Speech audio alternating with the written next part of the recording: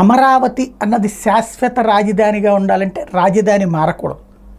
అదేంటి మారిపోతుందంటే ప్రభుత్వాల చేతుల్లోనే చట్టాలు ఉంటాయి కదా, కాబట్టి ఆ చట్టాల ప్రకారం మార్చడానికి ఆ మధ్యన ప్రయత్నించి కోర్టు కారణంగా ఆగింది.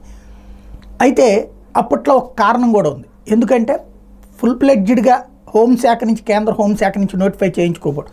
దానికి కారణం ఒక బౌండరీస్ ఫిక్స్ చేయాలి, ఎక్కడి నుంచి ఎక్కడి దాకా అమరావతి అన్నటువంటిది.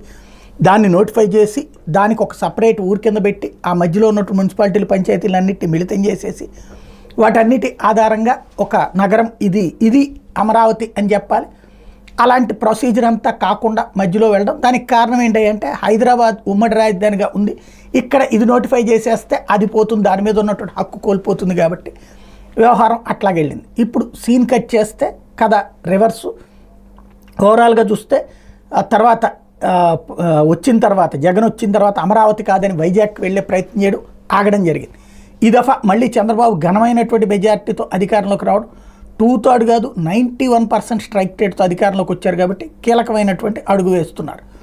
అందులో ఏంటయ్యా అంటే ఒక చట్టం తీసుకొచ్చే ప్రయత్నం చేయబోతున్నారు. ఈ చట్టంలో రాజధాని అన్నటువంటిదే పర్మనెంట్ చేస్తూ రాజధానికి జ్యూరిస్డిక్షన్ ఫిక్స్ చేస్తూ ఎక్కడి నుంచి ఎక్కడి దాకా అన్నటువంటిది.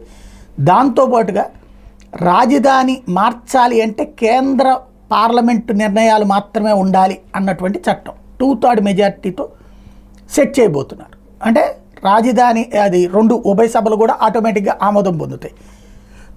రాజధానికి సంబంధించినటువంటి మార్పు చేర్పులు అన్నది రాష్ట్ర ప్రభుత్వానికి కాకుండా కేంద్ర ప్రభుత్వానికి అధికారం ఇచ్చేటటువంటి కాన్సెప్ట్ తీసుకొస్తారు పార్లమెంట్లో. అది కూడా 2/3 మెజార్టీతో పార్లమెంట్లో అన్నటువంటి ఆ రూట్లో అడుగు పెట్టబోతున్నారు. దాంతోపాటుగా ఏదైనా సరే ఇట్లాగా ఆలోచన కూడా ఇక మళ్ళీ జీవితంలో రాకుండా చూసేటటువంటి ఎత్తుగడ వేస్తున్నారు.